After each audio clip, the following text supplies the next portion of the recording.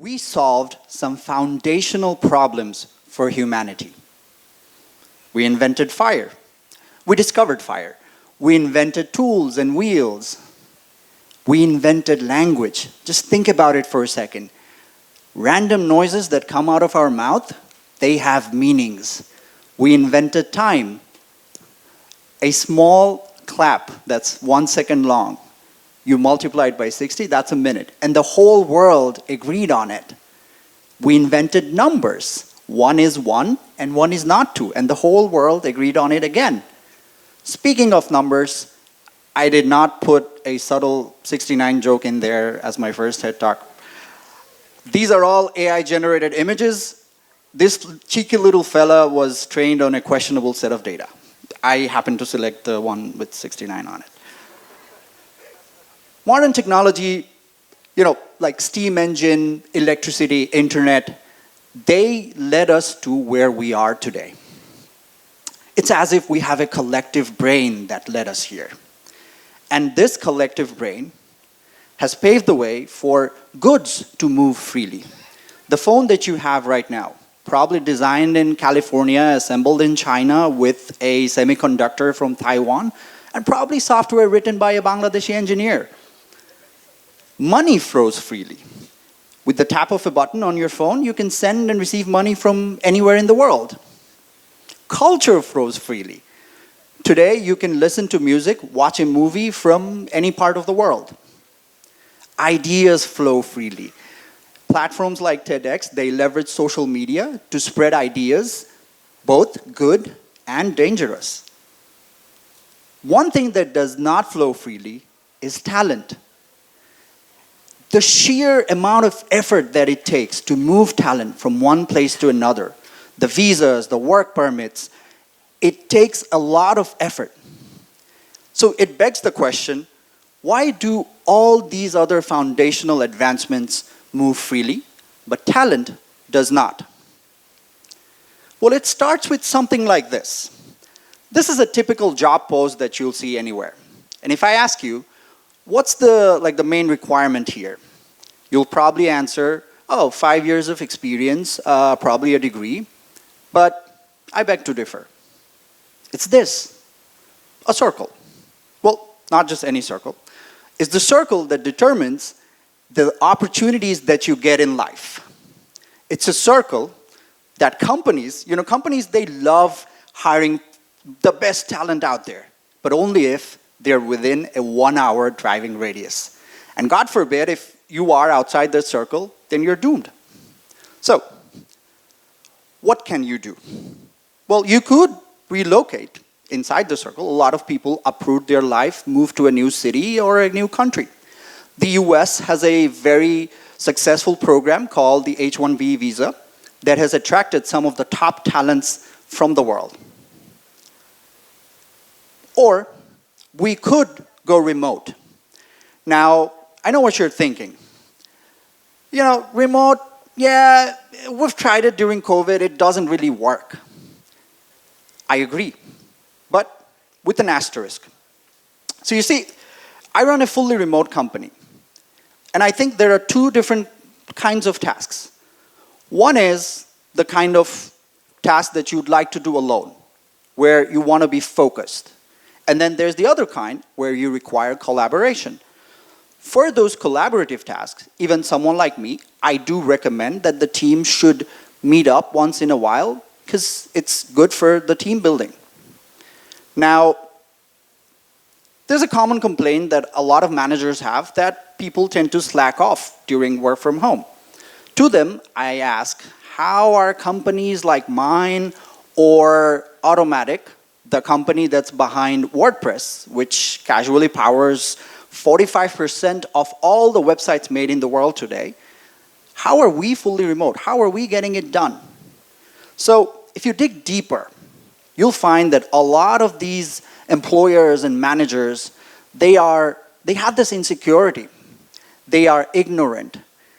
They want their team to be working right in front of me, otherwise they're not working. And as a result of that insecurity, they demand people like you and me to commute for 3 to 4 hours a day and waste the precious, most productive hours that we have. So let's say you want to go remote, but how do you find the right person in a different city or a different country? Well, you let statistics do the talking. With today's AI technology, it is possible to find and assess the top 5% talent from anywhere in the world. And to give you more context, that 5%, if you zoom in that normal curve, that 5% translates to 4 million people in the context of Bangladesh. That's how much talent that we have here. To give you a further context, that 4 million is the size of the entire population of the country of Croatia.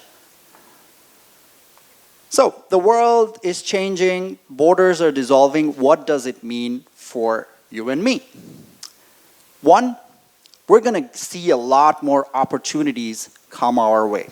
We're no longer limited by that 1 hour radius that we previously talked about. And for companies, that means they get to access a new neural network full of fresh ideas. But on the flip side, it also means that there's going to be a lot more competition.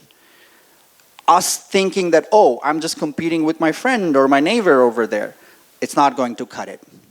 You will be competing globally. So everything that you put out there has to meet that standard. And there's going to be a lot more expectations riding on you as well. You will be expected to learn about culture, new tools, and technologies that you need to have in your tool stack. And the work that we know today, it's going to change. Mainly because the world today, we are trying to define it as a borderless world. So the work that we have, if you think about it, today we have one employer, but in the future, the work will be very flexible. You won't have a single employer. Maybe you'll have a portfolio of clients instead. Kind of like having one main employer and a lot of side chicks, maybe. And as the world assimilates, as we assimilate with the global talent pool, our identities is going to get blurred.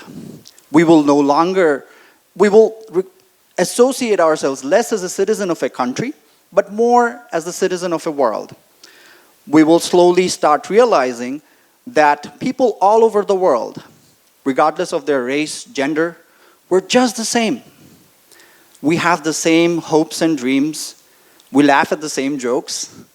And we are building a world where it's up to us to define whether borders will exist. Now, borders will continue to exist for immigration reasons and political reasons, but just like how money and talent, just like how money and culture flows freely, can we build a world where talent flows freely?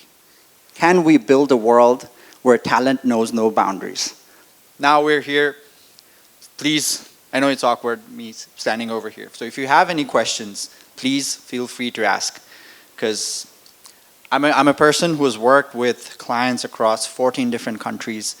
We've placed Bangladeshis across multiple with companies of different sizes. So this is your chance.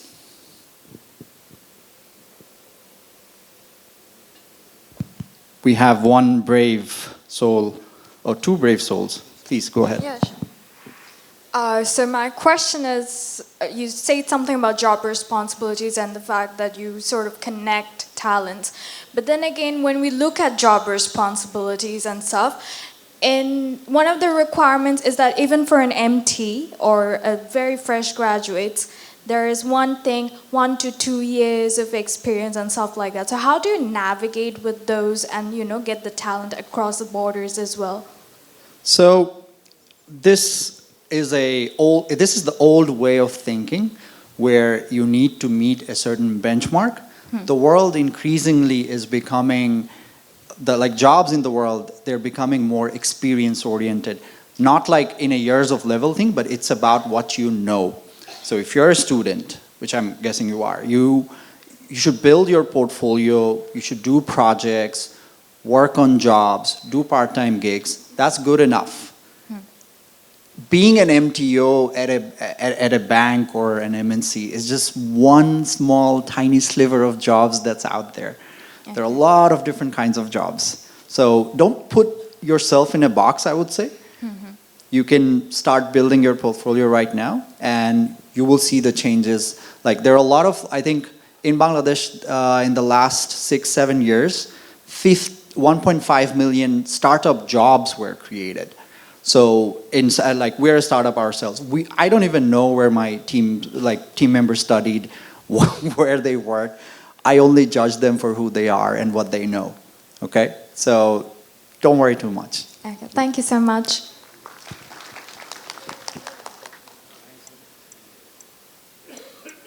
We have another question. Can someone pass the mic?